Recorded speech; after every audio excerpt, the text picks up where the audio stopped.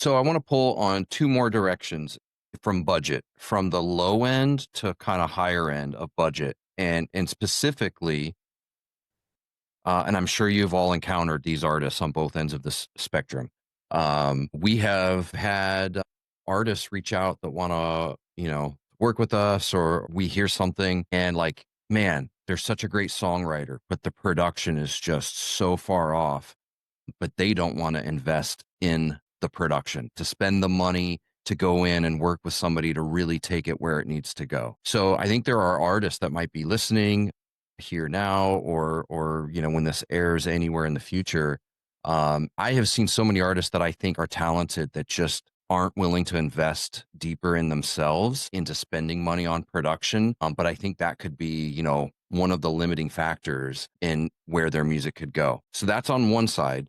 And then on the other side, there is the guys that just throw guys or labels, artists that are throwing insane money at the highest end production that may not be worth, and Nico, I don't know, you mentioned getting multiple mixes. I don't know to what extent you go, but I know we have a story from FiXT history. Clayton Celldweller, back in the debut album in 2003, they had the same song mixed by Ben Gross, Scott Humphrey, like some big LA mixers. And these were like 5-figure mixes per mix at the time is what those guys were charging.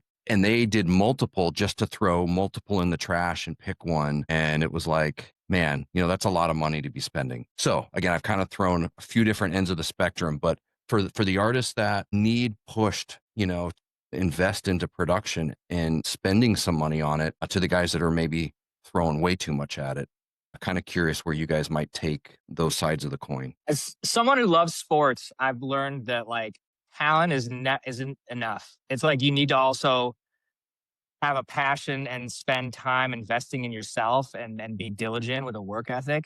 So I'm not as blown away by raw talent all the time if they don't have the desire to invest in themselves, because it's like, okay, that's cool, but it's going to go nowhere. I find that with singers a lot. Like, there's a million great singers I know, and sometimes they just are doing nothing because they don't want to put the time in and write great songs and do all the other stuff. Just being naturally gifted at something is not enough.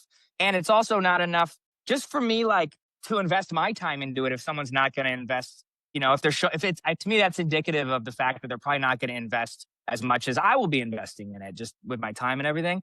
So I always say to artists who don't want to spend money, it's like you're building a business. Like, if it was anything, if you opened a Pizza Hut, you have to take out a loan to buy gear, to buy a kitchen. That's all that's the equivalent of that.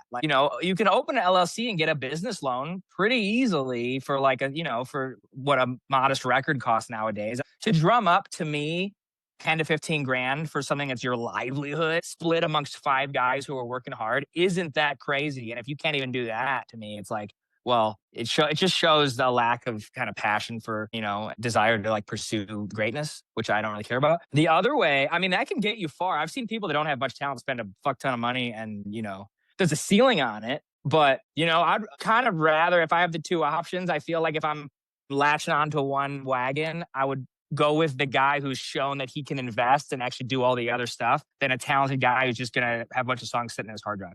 Anyway, that's a really great point, because, when it comes to just mixes, for example, there's definitely a premium you pay for certain names where it's like, this person's had X amount of hits this year and this and that. So, they're going to charge 3 times more. That doesn't necessarily mean their mixes are better or worse than, pick any other 5 people on their level. But, there's definitely a hype factor, oh, we want this person's name out. I've had so many different mastering engineers over the years, and, sometimes they get picked by the name. And usually those are the times where I'm really disappointed versus the person I would have used, who maybe is pretty big, but not the, apex or whatever this month or this year or whatever. So, that's one spectrum. So can you get good mixes and good production affordably? Absolutely.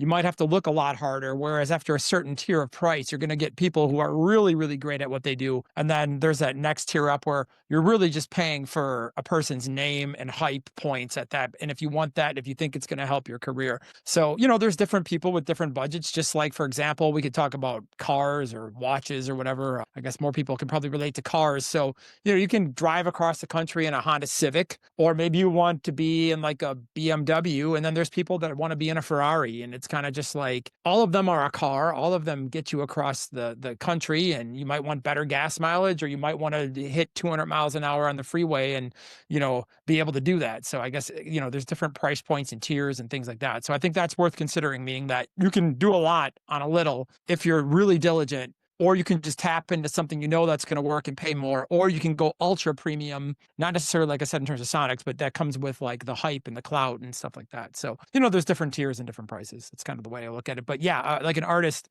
if you're not willing to invest in yourself, like what are you doing? Because like if you start any, like you said, if I open a McDonald's, like, okay, dude, we're not going to buy fryers. Okay, well, how are you going to make fries?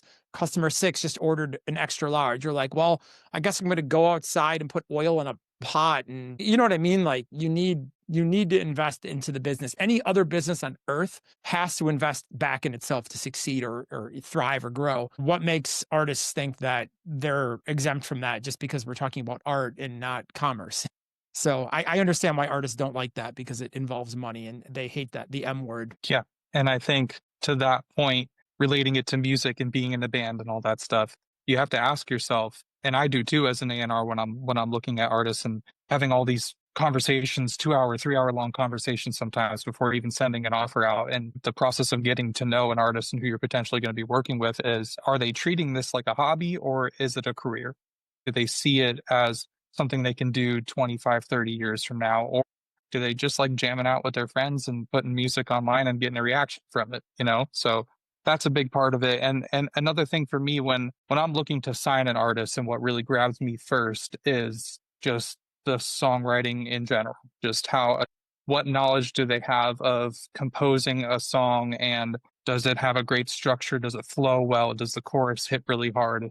If we're talking more specifically like the rock and metal lane that I deal with a lot, does it have that emotional impact too? Because the production can come, like that's my job, is to form a budget and work with lovely people like yourselves, to try to get great songs together. So I'm more looking at like what's the raw talent of songwriting, vocal ability, instrumentation, all that stuff. Like we can get down to the other stuff later and really refine the production and that level of bigger mixing and bigger mastering engineers and stuff too. So it really just comes down to the actual song production thing or songwriting side of things. But I don't know, maybe on the flip side of it too, maybe I just don't have enough experience yet, because I've never been in a position where I'm just paying for a name, like to mix a song or anything like that. Maybe at one point we'll get there with some of our artists that we're working with, but right now I feel like we're in a pretty healthy spot where a lot of guys tend to charge. I don't know how much you guys charge. What is it, like 1,500, 2,000 to mix? That's what I'm used to paying.